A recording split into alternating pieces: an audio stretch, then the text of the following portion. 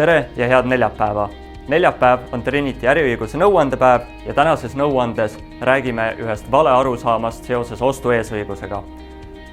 Sageli arvatakse, et kui saadakse müügileping, millega müüakse osalus osanike ringist välja kolmandale isikule, siis on vaja osanikul otsustada, kas teostada ostu-eesõigust või mitte. Sageli arvatakse, et ostu-eesõigust teostades on siis võimalik tingida, osta osalusest ära ainult näiteks pool, veel vähem, veel rohkem, tingida hinda. Tegelikkuses see nii ei ole.